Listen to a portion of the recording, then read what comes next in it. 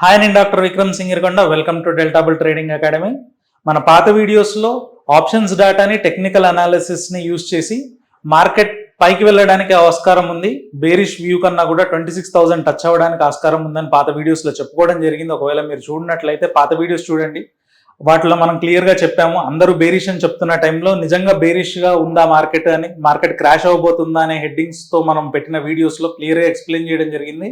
అప్పుడు నడుస్తున్నటువంటి మూమెంట్ అంతా కూడా రీటైలర్స్ ఫియర్ వల్ల జరుగుతుంది తప్ప మార్కెట్లో సెల్స్ లేవని, ఖచ్చితంగా 26,000 వెళ్ళడానికి ఆస్కారం ఉందని మనం డెల్టా బుల్ ఇండికేటర్ని వాడుతూ టెక్నికల్ అనాలిసిస్లో చెప్పాము. అండ్ మనం డెరివేటివ్ డేటా అనాలిసిస్లో కూడా చెప్పడం జరిగింది. ఈరోజు చూసుకున్నట్లయితే 25,940 దగ్గర ఉంది. సో మార్కెట్లో ఎప్పుడైనా ప్రీవియస్గా ఒక ప్రైజ్ అంటూ మనకి రిఫరెన్స్గా ఉన్నప్పుడు క్లియర్గా మనకి ఇది రెసిస్టెన్స్, ఇది సపోర్ట్ అని మనకు తెలియడానికి ఈజీ ఉంటుంది. అదే అన్నోన్ టెరిటరీ, ఇప్పుడే ఫస్ట్ టైం ఈ ప్రైజ్ ని మనం చూస్తున్నామండి. ఇంతకు ముందు 25,940 అనేది మనం చూడలేదు. సో ఈ రోజు ఇక్కడ చూస్తున్నప్పుడు నెక్స్ట్ సపోర్ట్ ఏంటి, రెసిస్టెన్స్ ఏంటి అని మనకు తెలియాలంటే కేవలం మనం డెరివేటివ్ డేటా ఆధారంగా మాత్రమే చూడగలుగుతాము. అంటే ఎక్కువ బెట్స్ ఎక్కడ పెడుతున్నారు, నెక్స్ట్ పార్టిసిపెంట్స్ ఎక్కడి వరకు వెళ్ళడానికి ఆస్కారం ఉంది అని అందులో మనం చూసి చెప్పుకోగలుగుతాము. అవి తెలియదు, చూడడానికి అవ్వదు అనుకున్న వాళ్ళు జనరల్లీ ఏం చేస్తూ ఉంటారంటే మార్కెట్లో ఫిబొనాచి వాడుతూ ఉంటారు. జనరల్లీ ఫిబొనాచి రిట్రేస్మెంట్స్ చూసుకున్నట్లయితే మనకి రీసెంట్గా ఉన్న స్వింగ్ దగ్గర నుంచి చూసుకుంటే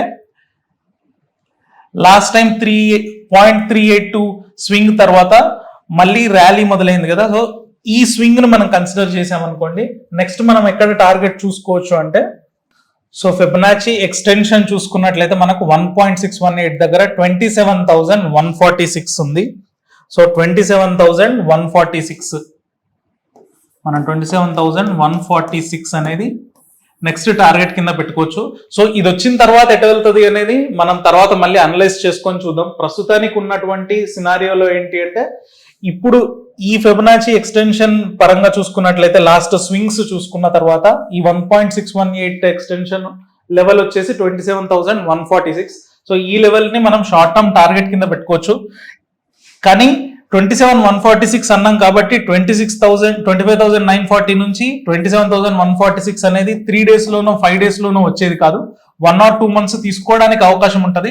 బట్ మనం నియర్ టర్మ్ లో ఈ టార్గెట్ ని చూడడానికి అయితే అవకాశం ఉంది. కాబట్టి మనం ఇంకొక అనలైజ్ చేసేప్పుడు ఈ టార్గెట్స్ దృష్టిలో పెట్టుకొని రెసిస్టెన్స్ ఎక్కడ రావచ్చు అంటే నెక్స్ట్ 26 దాటినట్లయితే 27,000 దగ్గరికి వచ్చిన తర్వాత మళ్ళీ రెసిస్టెన్స్ రావడానికి అవకాశం ఉందనే విషయం మనం ఇక్కడ గుర్తించాలి. సో ఇది టెక్నికల్ పరంగా. అదే మనం డెరివేటివ్ డేటా చూసినట్లయితే అక్కడ ఏం చెప్తుందనేది చూద్దాం. సో ఇప్పుడు డెరివేటివ్ డేటా చూసామనుకోండి, డెరివేటివ్ డేటాలో ప్రస్తుతానికి ఉన్న రెసిస్టెన్స్ 26,000 దగ్గర మనకు క్లియర్ గా కనబడుతుంది. సో 26,000 కాల్స్ హైయెస్ట్ ఉన్నాయి కాబట్టి ఇది బ్రీచ్ అయినట్లయితే మళ్ళీ చూడండి ఎక్కడ కూడా మనకి సిగ్నిఫికెంట్ గా కాల్స్ బిల్డ్ అవ్వలేదు. సో 26,000 కనుక బ్రేక్ అయినట్లయితే పార్టిసిపెంట్స్, ట్రేడర్స్ ఎక్కడ ప్లేస్ చేయాలి అనేది ఇంకా పూర్తిగా డిసైడ్ అవ్వలేదు. స్ట్రాంగ్ గా ఒక లెవెల్ దాటి వెళ్ళడానికి వీలు లేదు అని ఇంకా క్లియర్ గా ఫిక్స్ అవ్వలేదు. కాబట్టి 26,000 కనుక బ్రీచ్ అయినట్లయితే కొంచెం అగ్రెసివ్ లాంగ్స్ మార్కెట్ లో చూడడానికి అవకాశం ఉంటుంది. కాబట్టి ఒకవేళ మీరు పార్టిసిపేట్ చేయాలి అనుకుంటే 26,000 కాల్ ఆప్షన్ ని కొని 26,500 కాల్ ఆప్షన్ ని అమ్మడం లేదా 27,000 కాల్ ఆప్షన్ ని అమ్మడం లాంటివి చేయొచ్చు. సో ఇది నెక్స్ట్ ఎక్స్పైరీకి చేసుకున్నట్లయితే కొంచెం టైం బ్రీతర్ దొరుకుతుంది. కాబట్టి ఏదన్నా చిన్న కన్సాలిడేషన్ ఈ పాయింట్ లో బ్రేక్ అవ్వకముందు ఏదన్నా జరిగినా కూడా అక్కడ మనం పెద్ద నష్టపోకుండా మనం దీంట్లో పార్టిసిపేట్ చేయడానికి అవకాశం ఉంటుంది. సో ఇలాంటి అనలిటికల్ వీడియోతో మళ్ళీ నెక్స్ట్ వీడియోలో కలుసుకుందాం. Thank you.